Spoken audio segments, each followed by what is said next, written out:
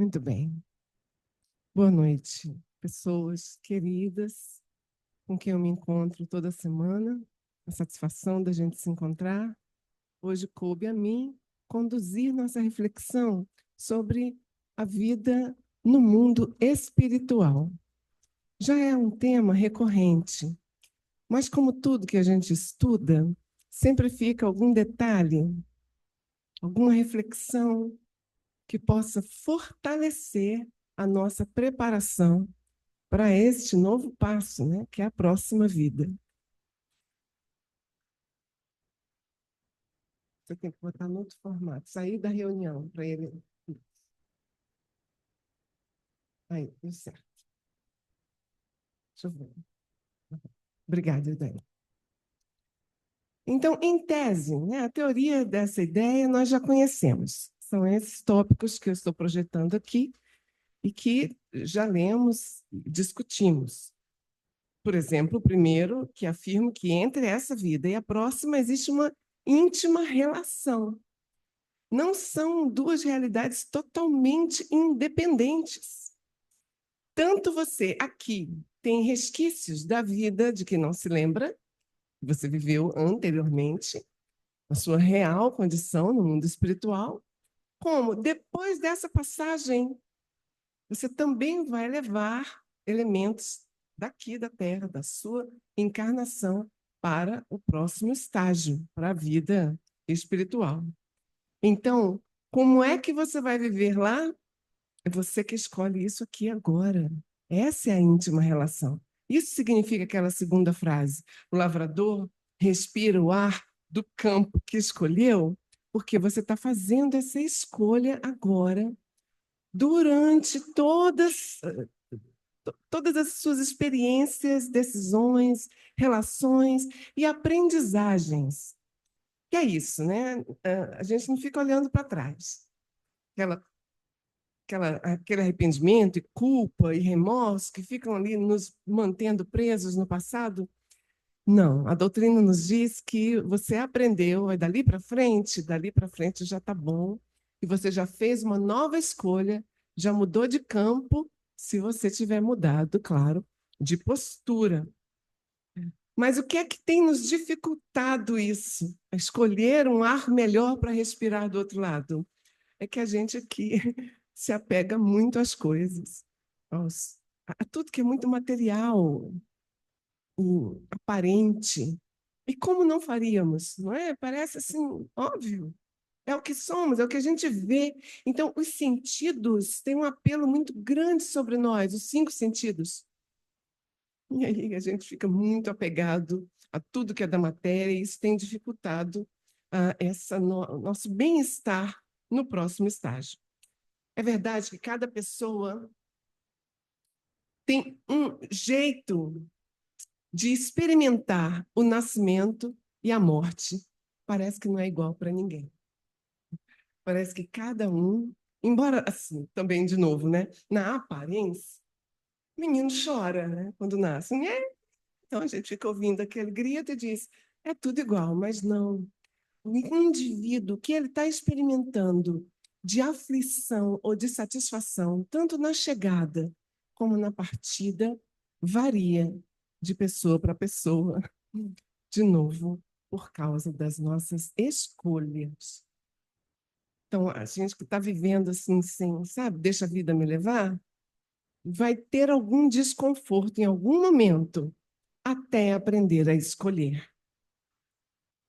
As minhas condições espirituais significam o que pensamos, o que sentimos. Esse é o último tópico aqui. E isso tudo vai refletir no que eu vou encontrar do outro lado. Bem, essa é a teoria. E o que chamou minha atenção e me fez escolher esse tema não foi esse estudo teórico, foi uma novelinha, ou se não é novela, é uma experiência de gente como nós, que está ali no outro plano, conversando e se deparando com essas dificuldades. É um livro que eu recebi por áudio, num grupo em que a Ângela me inseriu. Tem chegado muitos livros assim, narrados. Inclusive, procurei o livro físico ia demorar demais a chegar quando eu dei o nome para vir me apresentar, então acabei nem comprando, mas tá, né, tem um livro físico. Então, é um livro do espírito Inácio Ferreira. Ele ditou o livro para o médium Carlos Bacelli, os dois de Uberaba. O Inácio nasceu em 1904, como vocês estão vendo aí, desencarnou em 88, e ele só saiu de Uberaba para estudar medicina. Foi médico psiquiatra, voltou para Uberaba, espírita, muito atuante, usando a doutrina junto com a medicina. Lá ele dirigiu o primeiro sanatório de Uberaba. Depois houve outros movimentos importantes que tornaram público e gratuito o atendimento das pessoas com essas necessidades mentais e espirituais no sanatório, e era ele quem estava à frente. O Inácio, encarnado, publicou vários livros revelando a relação entre as doenças psiquiátricas e a obsessão. E por causa desse modo dele de entender as patologias, ele conseguiu curar muitas pessoas. Mas enfrentou muitos desafios, muitos ataques da, da comunidade médica, especialmente, por causa dessas posturas. E depois que ele desencarnou, quem quer descansar, continuou escrevendo e fez parceria com o médium, então, Carlos Bacelli, que, junto com o Inácio, eles dois já têm 20 ou mais livros publicados. Então, esse que eu vou contar para vocês é um dos livros que os dois, então, trouxeram a público.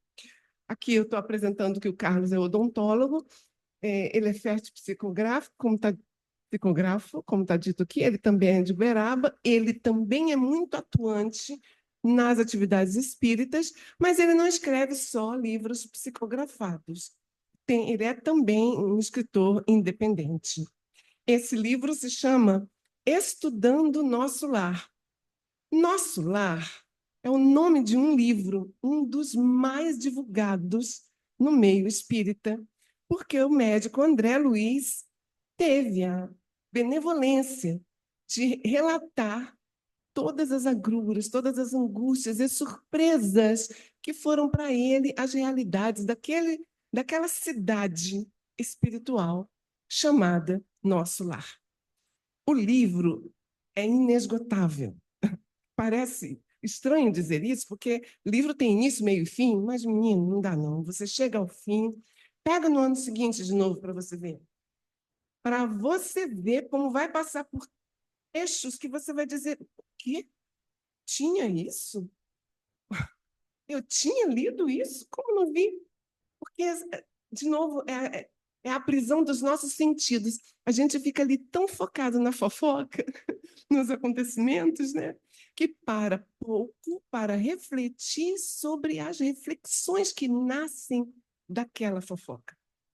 Tudo nos afeta, então você vai precisar de uma segunda, de uma terceira leitura. É isso que acontece nesse livro aqui. O Inácio se apresenta conversando com duas pessoas, a Domingas e o Manuel Roberto. São outros dois irmãos desencarnados, estão ali os três conversando. E lá pelas tantas, a Domingas se queixa e diz assim: mas isso aqui é humano demais. Esse lugar aqui onde a gente está, eu esperava que, desencarnando, eu me livrasse de muitas mazelas da vida.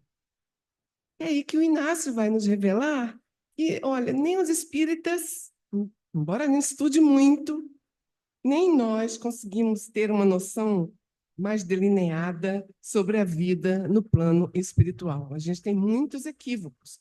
Daí a fala da Domingas, né? Ele, então, vai nos esclarecer que a gente vive uma divisão. De um lado, uma alegria da certeza de que essa vida não acaba aqui. Somos imortais, que alegria. Mas, por outro lado, dá um incômodo, uma tristezazinha da gente saber que quando você desencarna, é o seu mundo íntimo que continua lá. Esse que você conhece aqui agora. Essa pessoa aí é com ela que você vai conviver ainda quando desencarnar.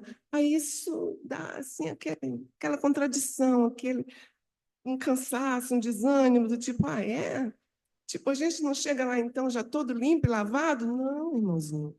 Se você não tratou de se limpar e lavar aqui, vai ter que ficar um tempo na varanda, esfregando aquelas buchinhas para tirar a graxa do trabalho que você está fazendo lá no carro, né? Que você está sujo demais para entrar dentro de casa, sua mãe vai brigar. Então você tem que limpar os pés. O Manuel e a Domingas, depois de ouvirem o Inácio falando da necessidade de a gente se dedicar aqui aos estudos, eles admitem que não davam conta de estudar muito. A Domingas chega a dizer que acha que não tinha cabeça para isso. Essa é uma frase que a gente escuta muito, né? Não tenho cabeça para entender isso, não. Mas olha que curioso, eles se consolavam dessa ausência por meio do trabalho na casa. Trabalho de caridade, como vocês estão lendo ali, trabalho de mediunidade. Eu não estudo, não, mas eu estou trabalhando muito, né? Eu sou tarefeiro, então tudo bem. Isso era o bastante para me garantir. É, não é zero, não é inútil, mas não é o suficiente para você dizer que está vivenciando a mensagem desta doutrina. É uma doutrina muito densa e que nos tira da nossa zona de conforto. Então, só existe mesmo uma forma de fazer isso se você já é uma pessoa que se dedica à caridade. Tem que estudar, precisa estudar. E só estudar basta? Não, também não. Desculpa, mas também não. Por aqui parece que nada basta uma coisa só. É por isso que ela é densa. É uma doutrina que tem camadas. Não dá para você ficar lá confortável, de recostar na cadeira da vovó e dizer: tá tudo bem para mim agora, que eu já estou fazendo o que eu precisava. Vai acontecer isso? É nunca. É nunca.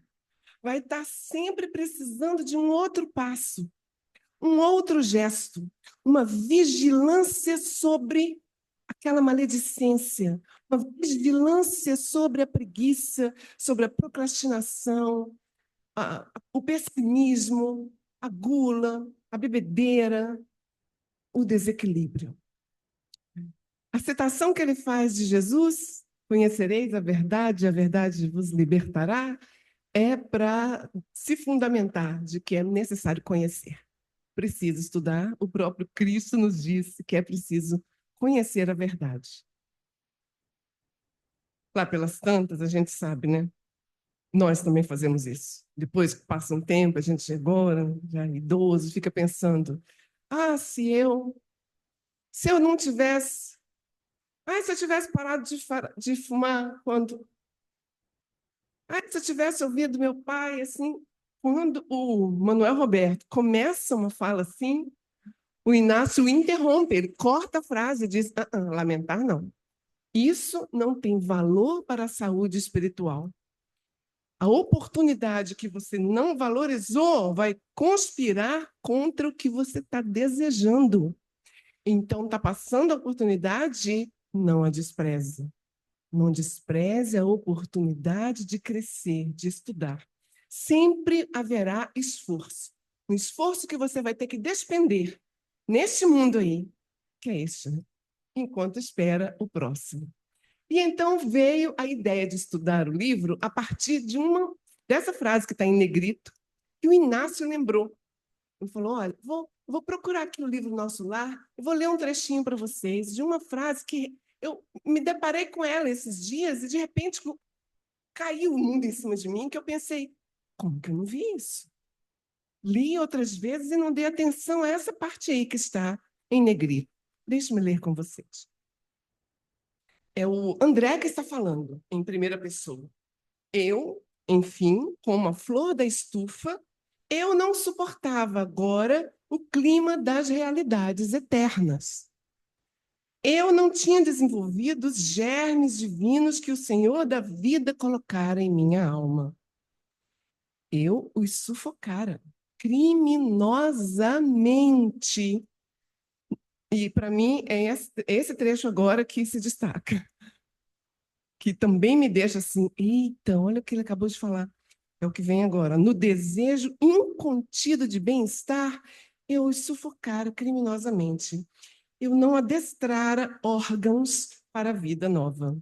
Então, agora era justo que eu despertasse nesse novo mundo como se fosse um aleijado, que, restituído ao rio infinito da eternidade, não pudesse acompanhar, a não ser obrigatoriamente, compulsoriamente acompanhar a carreira incessante das águas. Ou, se não como aleijado, vem como um mendigo infeliz, que, exausto em pleno deserto, perambula à mercê de impetuosos tufões. Era assim que ele se sentia, porque ele não tinha órgãos.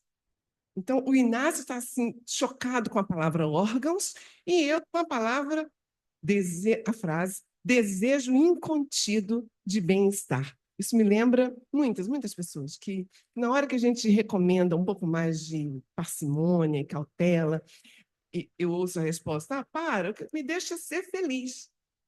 O que eu quero é ser feliz. E o que nós estamos chamando de felicidade é uma chupetinha de neném. É uma coisinha ali que vai te consolar no momento, mas que não supre o que você realmente precisa. Para fazer o neném parar de chorar, né? Dar a chupetinha, é isso. É um sabor na sua boca que você exige, tem que, senão não vai se sentir feliz. Ou aquele estado de embriaguez, ai, que barato, então quero beber porque é isso que vai me deixar feliz. Ou sei lá, a sensação da barriga muito cheia, não sei. São essas sensações de bem-estar que vão, segundo o André Luiz, nos fazendo sufocar os germes que o Senhor nos concedeu. E com isso, os órgãos que a gente vai precisar do lado de lá, nós não os adestramos. Essa palavra é curiosa, que a gente costuma usar no nosso plano aqui para educar uma criatura que não raciocina tanto quanto nós. A gente usa para cães, para gatos, né? Porque não dá para usar o pensamento lógico, então a gente sai fazendo um comportamento mesmo sem raciocinar. Mesmo sem raciocinar. Educar o seu estômago só precisa mesmo de repetição.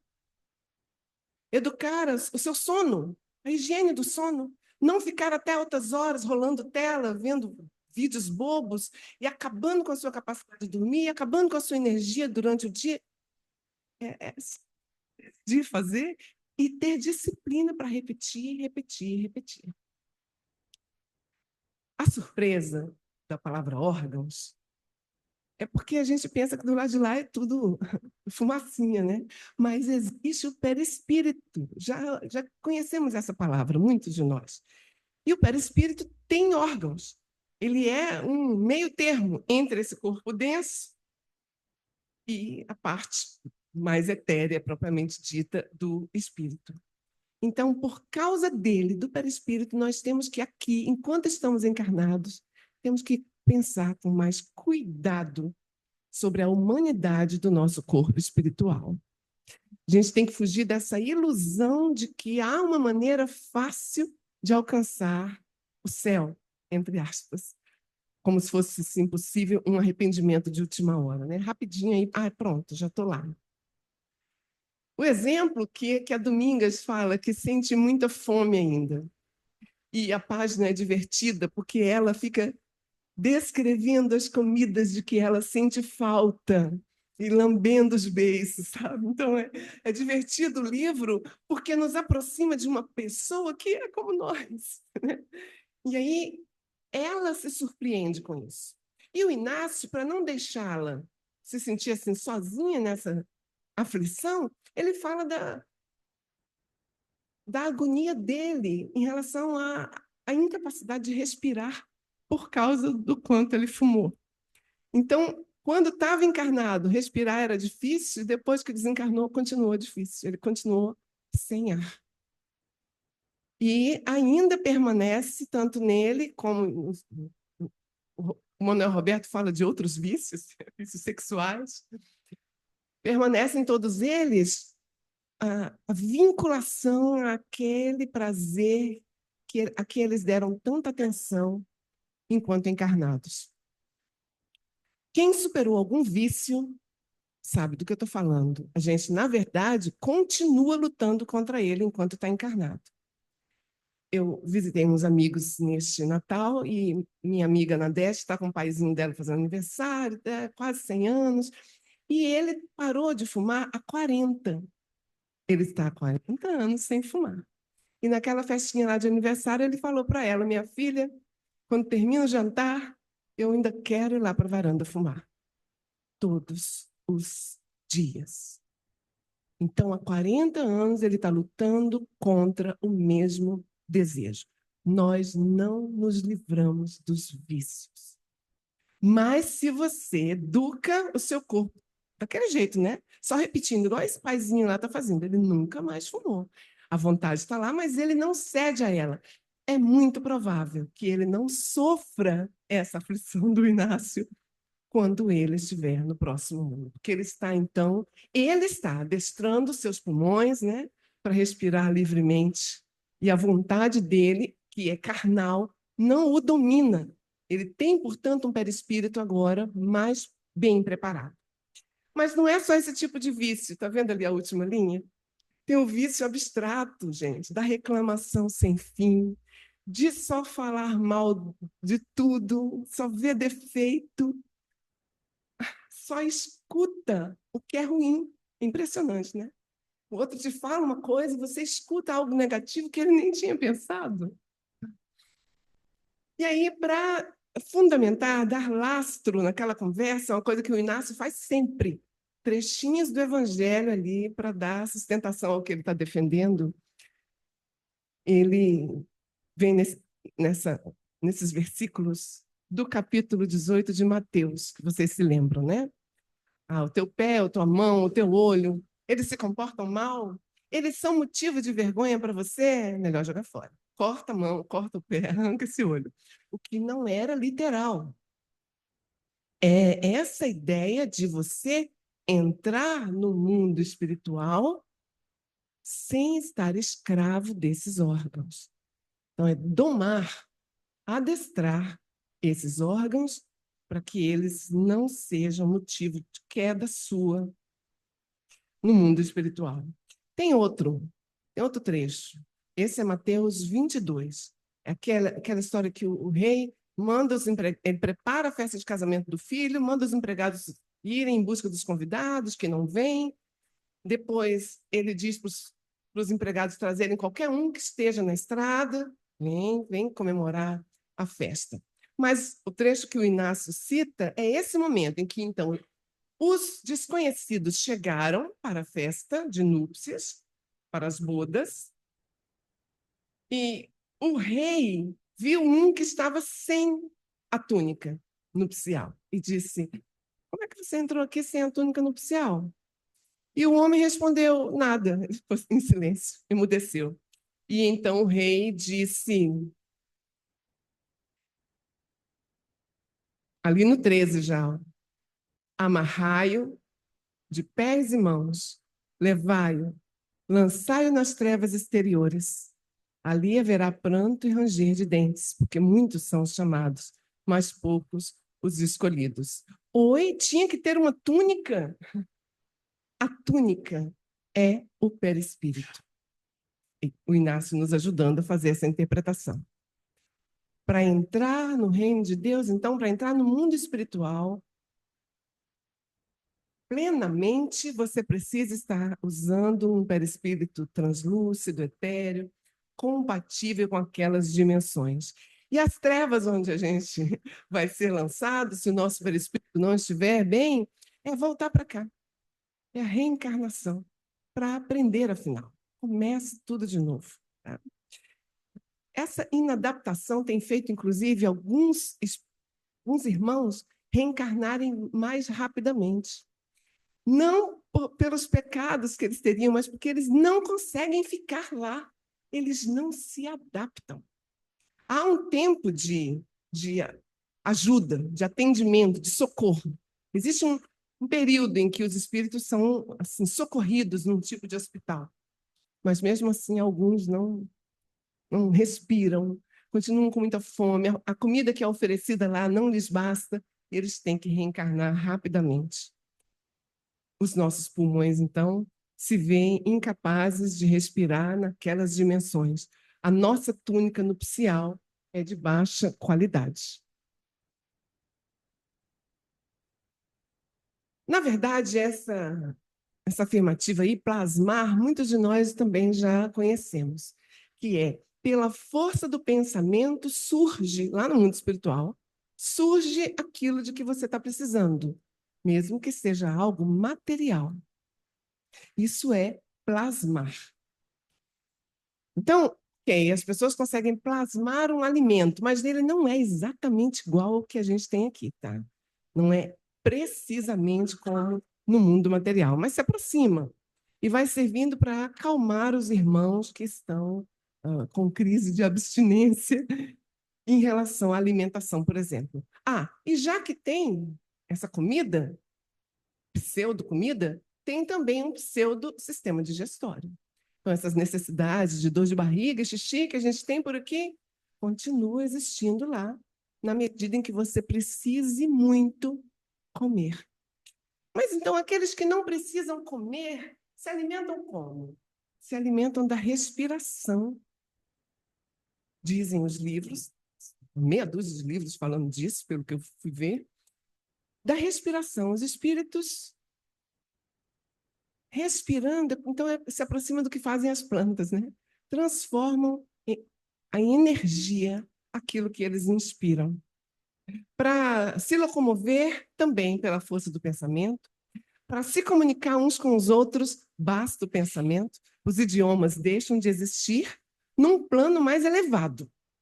Agora, quanto mais a gente está perto da crosta, mais a gente é, como a Domingas falou, isso aqui é humano demais.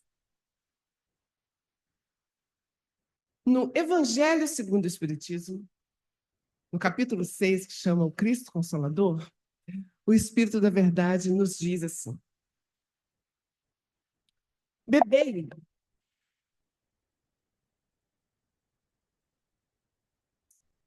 desculpa, bebei na fonte viva do amor, preparai-vos, cativos da vida, preparai-vos a lançar-vos no dia, livres e alegres, no seio daquele que vos criou fracos, para vos tornar perfectíveis.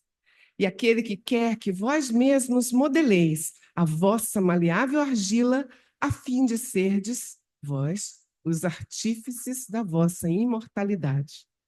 Nós é que temos que fabricar a nossa imortalidade. Aqui. A má notícia é que a gente tem que fazer isso encarnado.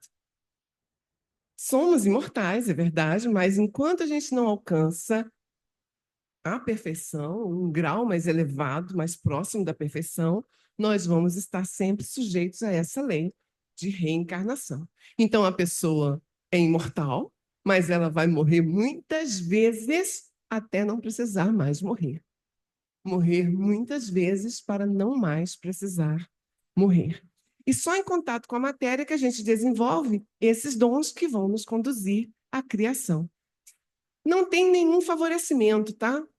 Ai, meu Deus, me dá uma ajudinha, faz um pezinho, faz um atalho. Não vai ter, não. Para todo mundo, você vai ter que desenvolver degrau por degrau as suas necessidades.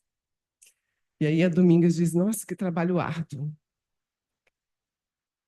Nesse ponto, o médico diz que a Domingas e o Manuel estão muito ainda grudados nas sensações da matéria, presos a paixões, e olha a expressão que ele usa: não deram tudo o que podiam em contribuição ao aperfeiçoamento da espécie.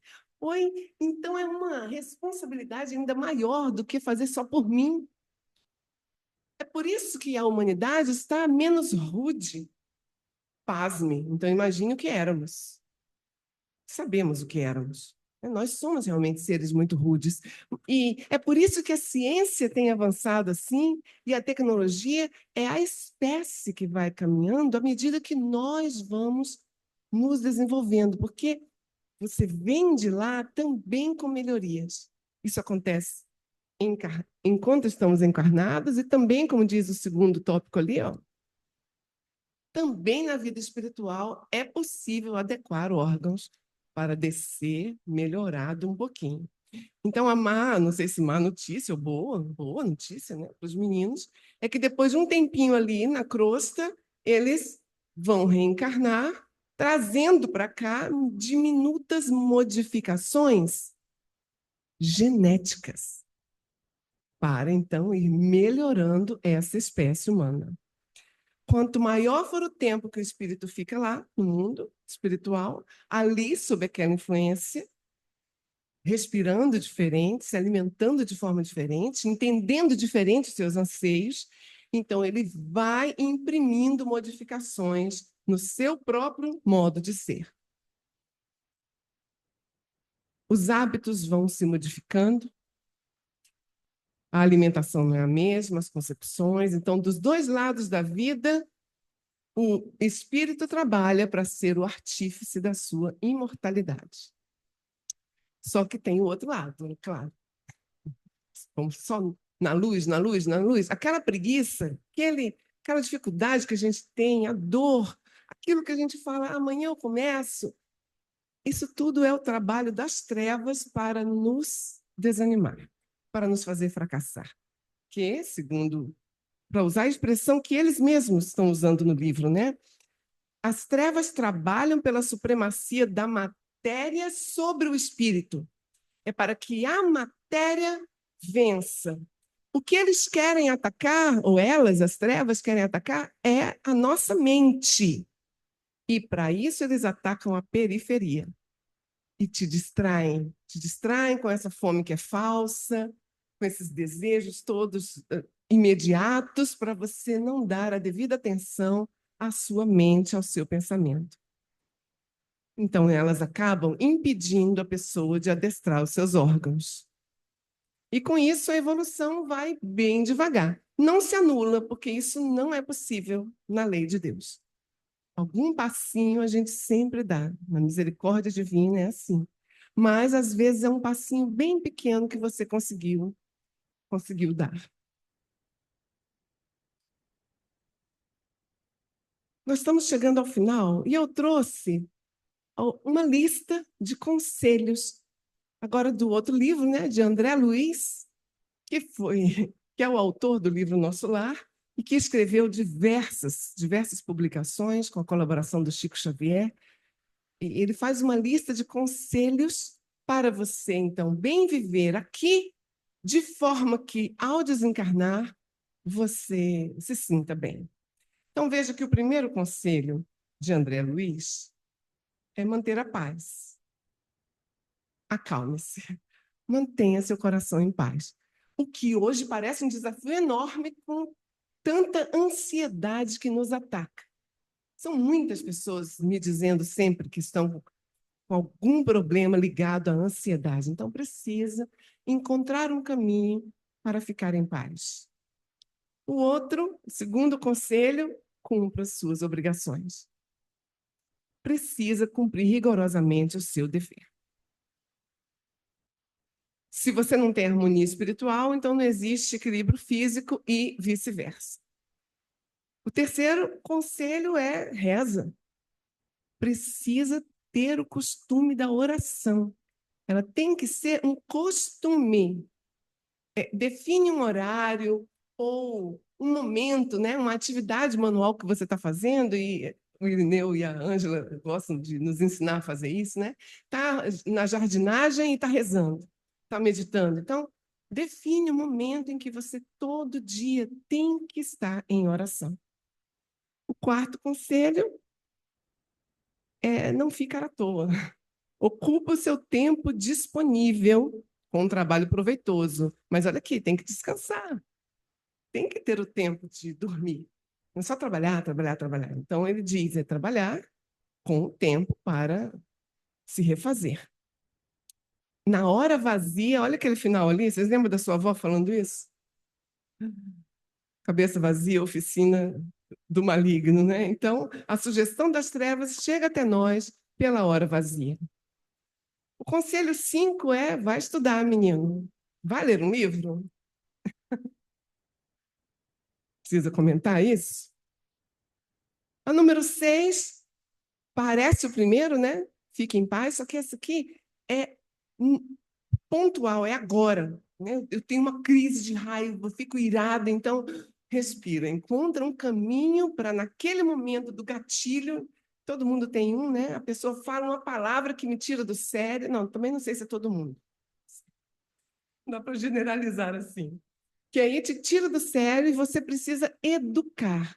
Você já se conhece, sabe que gatilho é esse, qual é essa palavra, então fuja dessa raiva para não se aproximar dos irracionais, como diz ali, animalizar-se. O conselho 7 é: não fica falando mal de tudo, fuja à maledicência. Você fica agitando o lodo e isso acaba respingando em você. O 8, respira. Que engraçado, né? Respira e toma banho. Mas alguém está ficando sem respirar? É que a respiração tem que ser consciente. Eu daí volto à minha apresentação, seja legal. A respiração tem que ser consciente, você tem que perceber que está respirando. Então ele diz ali, ó, longos austos, para um pouquinho, faz todo aquele caminho de notar a entrada do ar e depois a saída. Faz isso várias vezes ao dia. Porque o ar puro é precioso alimento. Lembra que tem uma galera que não come mais, só respira. Então é melhor ir aprendendo a respirar. E tomar banho, tem que tomar banho porque é legal ficar cheirosinho mesmo. Ainda mais agora que é verão. Coma pouco. O que que a gente vai fazer com esse número 9, né? Essa é uma longa reeducação para muitos de nós. Não pode se comportar como se vivesse só para comer, como se só pensasse nisso, né? Você come para manter o seu corpo vivo, não o contrário. E, finalmente, use a paciência e o perdão sem cansar. Não há um momento, não pode haver um momento em que você vai dizer assim: ai, mas de novo, toda vez que você vem, eu tenho que te desculpar outra vez. Tem, sim. São 70 vezes 7. Isso dá para sempre. Não pode se cansar. Especialmente porque você anda precisando ser perdoado de novo. E de novo, de novo. Mas nós caímos numa infantilidade de considerar que o erro do outro é pior que o meu. Eu mereço ser perdoado, tá? Porque o que eu fiz não é tão ruim quanto o que ela fez. Mas quem decidiu isso fui eu. Tá fácil essa vida, né? Que eu mesmo é que olho e julgo que o meu erro é pequenininho, o do outro não. Para. Você está precisando de perdão, então aprenda a dar perdão também. Essa era a nossa penúltima passagem. A última vai ser uma música do nosso cancioneiro popular. Eu trouxe para cimentar essa nossa reflexão. Só um minuto.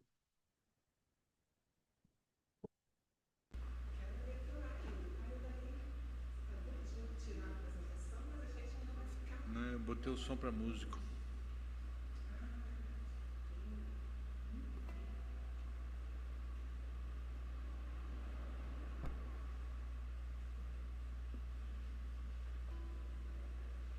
Uma queixa que nós temos feito, nós velhos, é que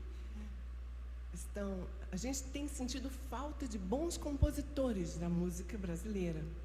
A gente ouve muita coisa boba, né?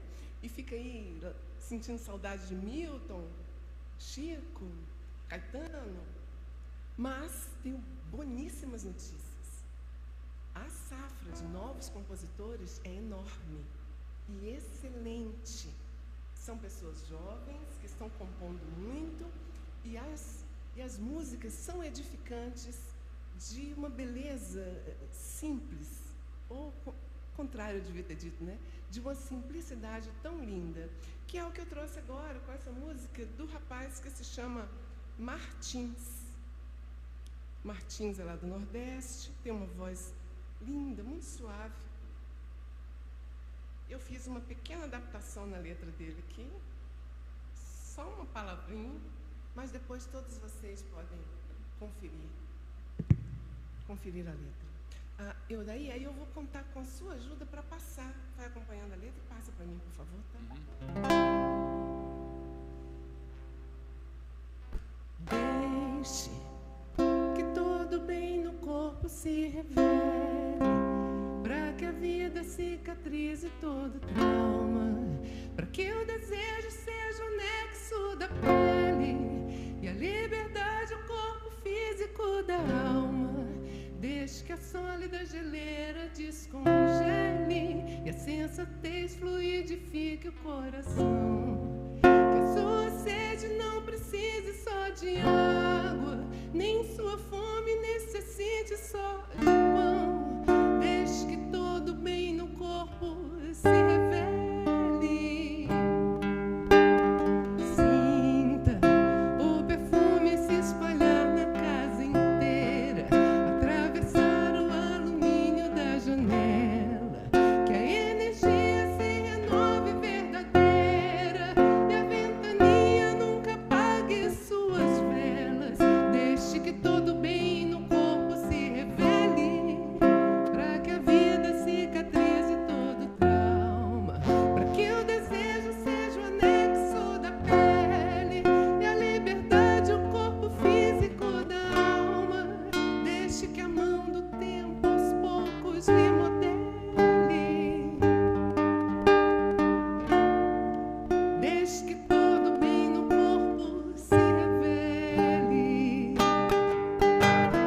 Deixe que todo bem no corpo se revele, para que a vida cicatrize todo trauma, que o desejo seja o nexo da pele e a liberdade o corpo físico da alma. Deixe que a sólida geleira descongele e a sensatez fluidifique o coração. Que a sua sede não precise só de água, nem sua fome necessite só de pão. Deixe que todo bem no corpo se revele. Deixe que a mão do tempo aos poucos lhe modele.